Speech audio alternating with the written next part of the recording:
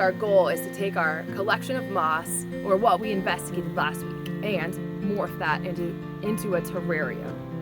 And there's a lot of scientific principles involved in a terrarium, but it really simplifies things if you just look around outside. A terrarium is an enclosed environment, and you need to include all these pieces. You'll need some ground, somewhere in between with some scenery, and then here's a sky, but you're going to choose, are you doing a closed or open terrarium? If yours is open, you're going to have evaporation. The entire water cycle is taking place in your terrarium. So you're going to need to decide, how much moisture do I need, and how often should I water my terrarium to keep everything living? If yours is closed, that system is absolutely taking place in that container. You're going to have water evaporation, it's going to be captured by the top of your container, and then it will fall down as moisture, all within this ecosystem that you're developing. Let's gather our supplies. First, you will need a clear container, preferably glass. If you have a decorative glass container, that's fine, but plastic will do as well. Whatever you can get your hands on. Glass does help maintain a higher temperature and assists in the gathering of sunlight for the whole process of photosynthesis. Next, you will need either small gravel or some sort of sand. At the very bottom of your terrarium, you need a layer of gravel or sand so that water can pool there and not in your soil. This will help you avoid getting root rot. The larger particles, such as gravel, allow for easier evaporation of the water, so it's just something to think about. For your gravel layer, not all of us have a supply of gravel hanging around that we purchase at the hardware store, or the perfect gravel fill. So my suggestion is find a place around your house where the water of rain has somehow already done the work for you of washing away the dirt and leaving little rocks. One place that works really well is wherever the water runs off your roof. So for me, it comes down right here, and check this out. The water has been washing away all the dirt, so really I have a lot of gravel left here, and I'm going to dig up some of this, and we can do a little bit more work to add some water and wash away anything else, but this is a perfect gravel layer already done for you. Gravel layer from Bodie's mess. Perfect gravel layer. Thank you, Bodie. So we're going to collect some of this. Put it in the bucket. Oh, thanks for your help. This is awesome. Well, that's a big rock. You can leave the rock there. You might have to move big rocks to get the gravel.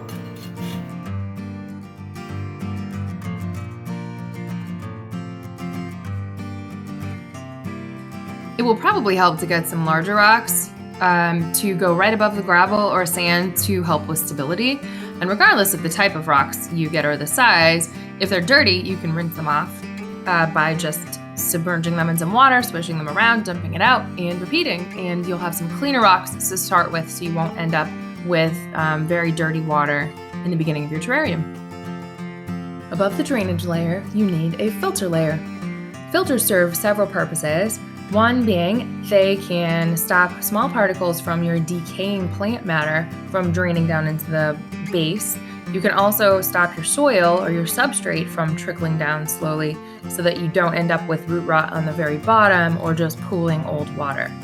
You can do filters in a lot of different ways. Many people use activated charcoal, which is very absorbent, and this is often what is in water filters or your home water filtration system.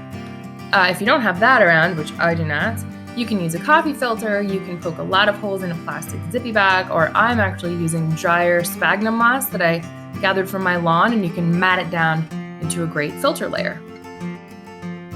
Now you can work on your substrate layer. This is the layer of dirt or soil that supports plant life. For your substrate, a really great place to get this is to go out into the woods or your yard. Wherever there have been leaves that have been matted down for a while, you can push the leaves aside, and the dirt underneath is often very loamy, almost lightweight, very absorbent, and has a lot of nutrients. So that's a really great material to use. Many people do use potting soil, or they bake soil for a while to make sure it doesn't have any critters in it. So you don't have to do all of that stuff. For this, for our purposes, just go grab some soil and make sure it has good drainage properties.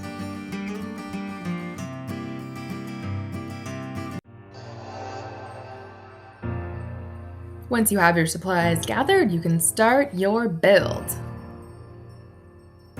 Find a comfy spot to sit. Grab your container. This is an old glass coffee filter or coffee percolator. Substrate, larger rocks, gravel, sphagnum moss or whatever you're using for a filter. And as you can see here, if you were in STEAM, that's the glass jar of grass that we had at the beginning of the year. I grew them again this spring because I miss you guys, but I had used that same layering technique for the grass. So, pebbles for drainage at the very bottom, sometimes called a false bottom. Add a few larger rocks to assist with stability. Next, your filter layer.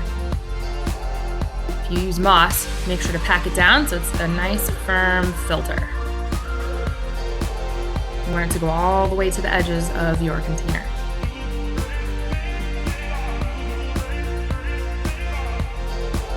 And now substrate, your soil.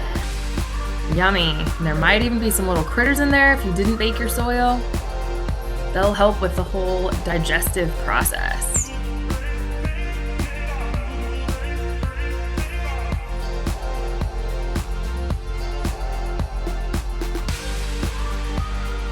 Make sure you have an assistant to bring you water.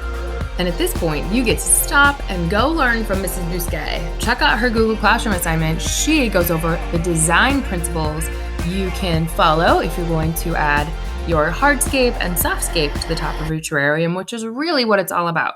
So, in my case, you can see that I put my mosses to good work. I also hunted down a really cool stick. I got a drier stick because I thought it would decay a little bit less quickly. And I attempted to make a moss tree, but due to the size of my container, it's pretty much buried and you can't tell at all what it is. So definitely check out Miss Bousquet's tips because I certainly need them. I also realized this is definitely my first terrarium. In the future, I'd probably find a larger container and one where there weren't features that blocked what you're looking at because my silver band ended up blocking some of the display. But that's really all right, isn't it? I mean, our first build, we can start with a mindset that we can only get better from here, and we can start asking, what if I change the filter material? What if I change the substrate material? So on the assignment, on the Google Doc, scroll down, there's plenty of extensions if you finish and share with us. So take a look at those, and please share a picture. There are directions, thanks to Mr. Lawson, in video format of how to upload a picture to this assignment. So please share your work with us and click turn in. We cannot wait to see what you come up with. Have a great week.